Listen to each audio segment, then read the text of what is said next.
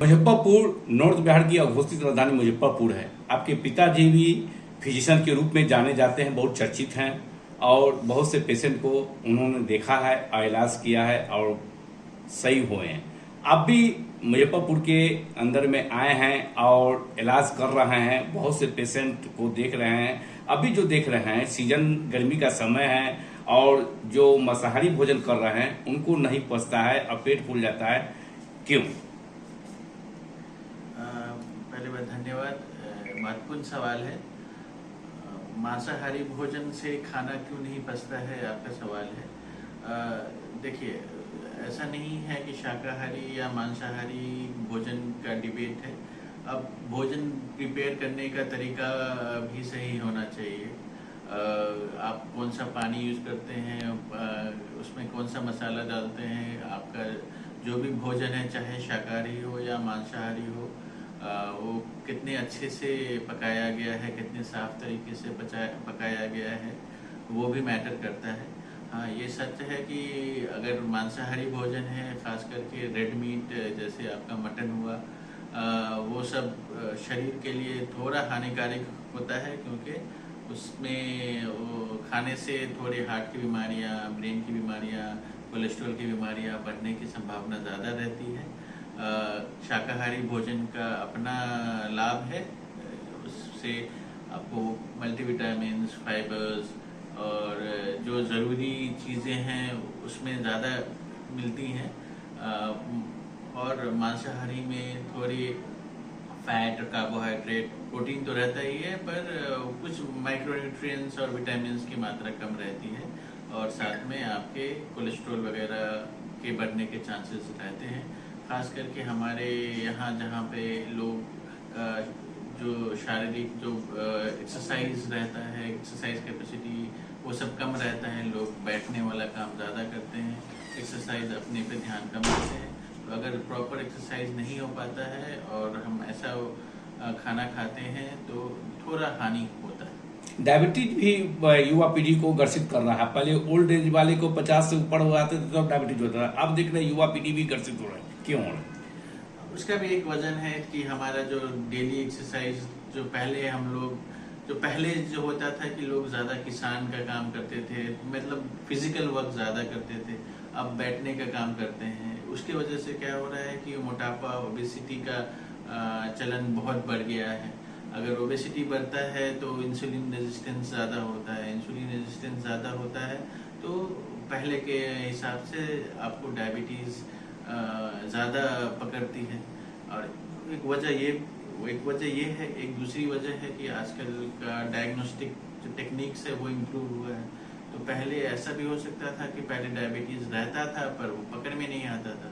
अब क्योंकि अब हर घर में डायबिटीज़ चेक करने का यंत्र है तो अब लोग जल्दी पकड़ भी रहे हैं।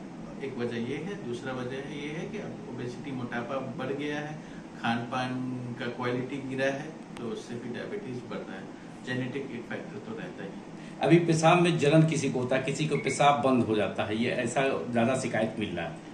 नहीं, ये क्वेश्चन बहुत स्पेसिफिक क्वेश्चन है।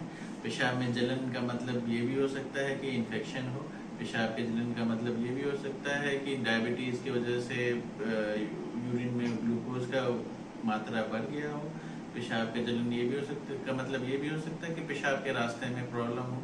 ठीक है, ये बहुत ब्रॉड सब्जेक्ट है, इतने सिंपल एक लाइन के क्वेश्चन में जवाब में नहीं दिया जा सकता है। पर जरूर है कि अगर पेशाब में जलन हो रहा है तो आप अपने फिजिशियन से मिलें, वो आपका। अभी युवा पीढ़ी में देख रहे हैं कि हार्ट के जो है ज़्यादा शिकायत हो रहे हैं, ज़्यादा मर रहे हैं हार्ट से बीमारी से, तो बचने का क्या उपाय है वो बताएंगे?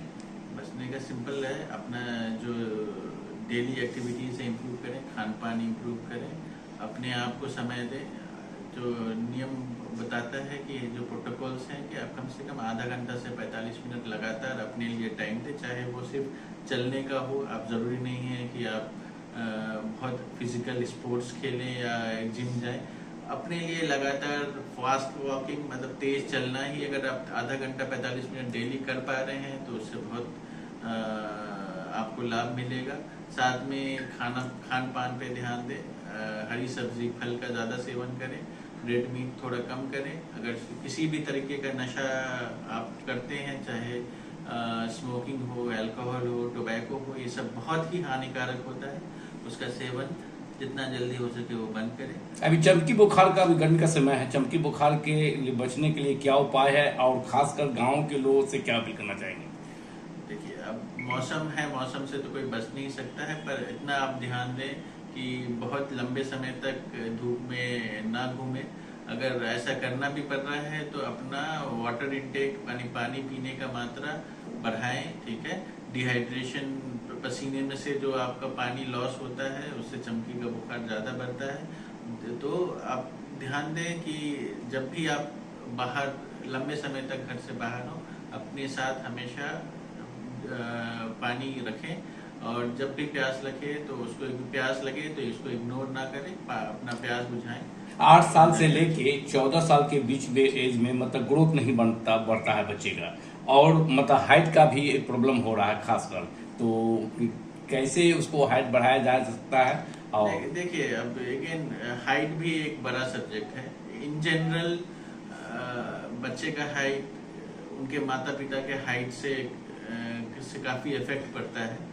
पर अगर आपको हाइट पे ध्यान देना है तो अपना न्यूट्रिशन इंप्रूव करें। बेसिकली अगर आपका खान पान अच्छा है, जो भी ज़रूरत आपको, कैल्शियम, विटामिन, जो भी ज़रूरत है, अगर वो आपको मिल रहा है तो जितना आपका जेनेटिक हाइट अलाउ करता है उतना पहुंचने का संभावना ज़्यादा रहेगा।